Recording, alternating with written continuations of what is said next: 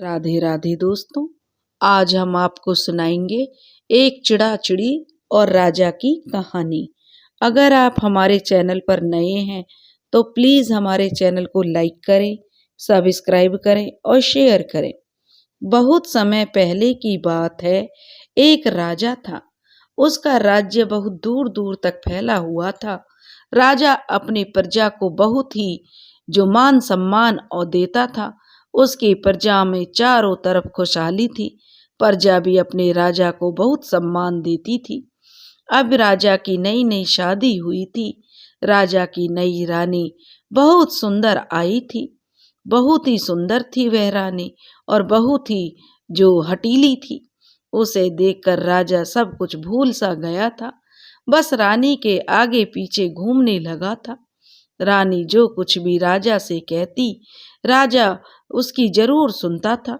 रानी जो कुछ भी करने के लिए मचल जाती, राजा वही करता और रानी को सुखी देखकर अपने आप को सुखी मानने लगता। अब राजा प्रजा के दुख सुख की चिंता राजा के दिमाग से उतर गई। अब कोई भी प्रजा की सुध लेने वाला नहीं था। अब प्रजा का बुरा हाल होने लगा। धीरे धीरे प्रजा राजा का राज्य छोड़कर दूसरे राजा के राज्य में जाने लगी। जिस रास्ते से प्रजा के लोग दूसरे राज्य में जाते थे, उसके रास्ते में एक बहुत ही पुराना पीपल का पेड़ था। उस पीपल के पेड़ पर एक चिड़ा और चिड़ी घोंसला बनाकर रहते थे। दूसरे राज्य में जाने वाले लोग कई बार थक हार कर सुस्ताने के लिए उस पेड़ के नीचे बैठ जाते थे। उन लोगों की बातें सुनकर चिड़ा चिड़ी को यह तो मालूम हो ही गया कि नई सुंदर रानी के चक्कर में पड़कर राजा राज करना भूल गया है और अब राजा की जगह रानी का ही हुक्म चलता है। इसलिए लोग दुखी होकर राजा का राज्य छोड़ रहे हैं। चिड़ा बोला चिड़ी से, देख चिड़ी, तू मेरी बात पर हंसेगी मगर तू सच मान, मैं 2 दिन में राजा की दिमाग जो ठीक कर सकता हूँ उसकी अकल ठिकाने लगा दूंगा। चिड़िया बोली, अगर ऐसी बात है तो घोंसले में बैठकर डींग क्यों हाँक रहे हो? जाकर राजा की जो मति को सुधार दे, लाखों दुखियों की आशीष ले, जिससे इनको जो दूसरे राज्य में नहीं जाना पड़ेगा। तुम्हें बहुत आशीर्वाद देंगे। चिड़ा अब थोड़ा सा जोश में आ गया। वह इधर उधर फुदक कर फिर फुर्रदेसी राजमहल की ओर उड़ गया। उड़ते उड़ते वह रानी वास के में पहुंच गया। वहां उसने देखा नई रानी की एक सुंदर सी साड़ी घास पर सूख रही है। चिड़े ने 2-3 जगह उस साड़ी पर बीट कर दी और अपने घोंसले में लौट आया। जब रानी को अपनी मुंह बोली दासी से पता चला कि एक मामूली से चिड़े ने उसकी कीमती साड़ी को गंदा कर दिया है, तो रानी बहुत गुस्से में अपने बाल खोलकर, अपना सारा सिंगार बखेर कर और अपने सारे जेवर गहने उतार कर, मैले कपड़े पहनकर कोप भवन में जमीन पर लौटने लगी और जोर जोर से रोने लगी। जब राजा को रानी के गुस्से की खबर मिली तो राजा सब राजकाज छोड़कर भागा भागा कोप भवन में पहुंचा। राजा को देखकर रानी और जोर जोर से रोने लगी और बोली, मैं इतने बड़े राजा की रानी हूँ, इतनी बड़ी रानी हूँ और रानी होने के नाते मेरे साथ कोई बदसलूकी करे तो क्या वह जायज है? राजा ने कहा कि रानी, क्या बात हुई है? किसने बदसलूकी की है? मुझे यह तो बताओ। रानी कहने लगी, एक मामूली से चिड़े की यह मजाल कि वह इतनी बड़ी रानी की साड़ी खराब कर दे। राजा ने रानी को समझाने की कोशिश करते हुए कहा कि रानी, वह एक जिनावर है, पंछी है, उनमें इतना दिमाग कहाँ होता है। लेकिन रानी को तो बिल्कुल भी बस उसकी राजा की समझ बात आई ही नहीं। राजा ने रानी को समझाया कि मैं तुझे ऐसी कितनी नई साड़ियां लाकर दे दूंगा, मगर रानी ने तो जिद पकड़ रखी थी।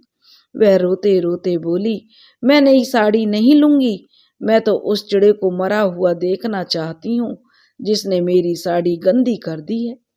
आखिर उस चिड़ी की ऐसी हिम्मत कैसे हुई? अब तो यह चिड़ा रहेगा या मैं रहूंगी। हार कर राजा ने रानी को वचन दे दिया कि वह शाम तक चिड़े को जरूर पकड़वा कर लाएगा और उसे मरवा देगा। तब कहीं रानी का कोप थोड़ा कम हुआ और वह भवन से उठकर राजमहल में आ गई। राजा ने अपने सेवकों को आज्ञा दी कि जैसे भी हो उस चिड़े को जिंदा या मुर्दा पकड़ कर लाओ। बेचारे नौकर इधर उधर बाग बगीचों में घूमकर उस चिड़े को ढूंढने लगे। जब कुछ नौकर उस पेड़ के नीचे पहुंचे जहां वह चिड़ा रहता था, तो चिड़ा उन्हें देखकर उड़कर एकदम उनके सामने आ बैठा और उनसे बोला, लो भाइयों, पकड़ लो मुझे और ले चलो राजा के दरबार में। मैंने ही रानी की साड़ी गंदी की थी। राजा के आदमियों ने चिड़े को पकड़ लिया और उसे राजसभा में ले गए। दरबार में चिड़े ने जोर जोर से कहा, महाराज, आपको जो भी फैसला मेरे बारे में करना है वह जल्दी कर लीजिए, मुझे एक जरूरी काम से जाना है। चिड़े की बात सुनकर राजा को बड़ा आश्चर्य हुआ। राजा ने चिड़े से पूछा, भाई, तुम्हें ऐसी क्या जरूरी काम है जो तुम जल्दी मचा रहे हो? चिड़ा बोला, राजा साहब, बस पूछिए मत, मेरे पास तो आज बिल्कुल भी समय नहीं था। बात यह है, जैसे आपके आदमियों के राजा हैं, ऐसे ही मैं सब चिड़ियाओं का राजा हूँ। आज मेरे दरबार में भी बहुत ही बड़ी उलझन खड़ी हो गई है। मुझे जाते ही अपनी राय देनी है। चिड़े वहां मेरा इंतजार कर रहे होंगे। राजा ने आश्चर्य के साथ प्रश्न किया, क्या हम जान सकते हैं चिड़े, वह क्या समस्या है जिसके बारे में तुम अपनी राय देने जाना है? चिड़ा बोला, महाराज, समस्या यह है कि दुनिया में आदमी ज्यादा हैं या औरतें? राजा ने चिड़े से पूछा, तो फिर तुम्हारी राय क्या है? चिड़े ने हंसकर कहा, भला यह भी कोई पूछने की बात है महाराज, साफ है दुनिया में औरतें ही ज्यादा हैं। राजा ने पूछा, यह तुम कैसे जानते हो? चिड़े ने जवाब दिया, महाराज, जो अपनी बुद्धि को खो दे और औरतों के कहने पर चले उसे आप आदमी कहेंगे? मेरे लिए तो वह भी औरत के समान हुआ और ऐसे आदमी आपको दुनिया में बहुत मिलेंगे, इसलिए मैंने कहा कि दुनिया में औरतें ज्यादा हैं। राजा सोच में पड़ गया। उसे लगा कि चिड़े की बातों में दम है। जो आदमी अपनी बुद्धि से काम नहीं ले और औरतों के कहने में चले, वह आदमी कहाँ रहा? फिर उसे ध्यान आया कि वह खुद भी तो इधर अपनी रानी के कहने पर चल रहा है। यहाँ तक कि इस छोटे से बेचारे से निर्दोष पक्षी तक को उसने अपनी रानी के कहने पर ही पकड़कर मंगवाया है। राजा को अपने आप पर ही थोड़ी सी शर्म आई। कुछ सोचते हुए उसने राजा ने कहा, अच्छा भाई चिड़े, तुम अब जाओ, तुम्हें देर हो रही होगी। मुझे तुमसे कुछ नहीं कहना, तुम अब आजाद हो। चिड़े ने राजा को प्रणाम किया और कहा, महाराज, आपकी बड़ी कृपा है कि आपने मुझे जल्दी छोड़ दिया, वरना राजा के पास से कोई इतनी जल्दी कहाँ छूटता है। खैर, अब मैं चलता हूँ। और चिड़ा वहां से उड़ गया। शाम होने पर जब राजा रानी वास में लौटा तो रानी ने पहला ही सवाल यही किया कि वह बदतमीज चिड़ा पकड़ा गया कि नहीं। राजा ने कहा कि रानी, उसे पकड़ तो लिया गया था, लेकिन उसे हम मौत के घाट नहीं उतार सके। रानी की उत्सुकता बढ़ गई और रानी ने पूछा, फिर उसे मौत के घाट क्यों नहीं उतरवा दिया? राजा ने कुछ सोचते हुए कहा, रानी, मैंने उसे छोड़ दिया। बात यह है कि इतना बड़ा राजा होकर इतनी छोटी सी बात पर इतने मामूली से पक्षी को मरवाना मुझे शोभा नहीं देता। तुम भी इस बात को भूल जाओ रानी, मैं तुम्हें ढेर सारी बढ़िया बढ़िया साड़ी मंगवा दूंगा। मगर रानी तो रानी ही थी। सुनते ही वह बिफर गई और रोते हुए बोली, आप इसे छोटी सी बात समझते हैं। अब मैं समझ गई कि आपकी नजरों में मेरी क्या इज्जत है। आपके लिए मामूली चिड़ा बहुत बड़ी चीज है और मैं कुछ भी नहीं। अब मेरी यही हैसियत हो गई है कि आपके राज्य के पशु पक्षी तक में आकर मेरा अपमान कर जाया करें। इस जिंदगी से तो मौत अच्छी है। और वह जमीन पर लौटकर जोर जोर से रोने लगी। राजा ने उसे बहुत समझाया, मगर रानी ने तो कसम खा रखी थी वह समझेगी ही नहीं, राजा चाहे कितना भी समझा ले। ज्यों ज्यों राजा समझाता गया, त्यों त्यों रानी रोती चिल्लाती गई, उसकी हट बढ़ती गई। जब आधी रात हो गई, रानी ने रोना बंद नहीं किया। राजा ने हार कर रानी के आगे हाथ जोड़ दिए और रानी को वचन दे दिया कि कल दरबार लगते ही वह चिड़े को फिर से पकड़कर मंगवाएंगे और उसे मरवा देंगे। राजा के मुंह से यह बात सुनकर रानी को बड़ी शांति मिली और उसने रोना धोना बंद कर दिया।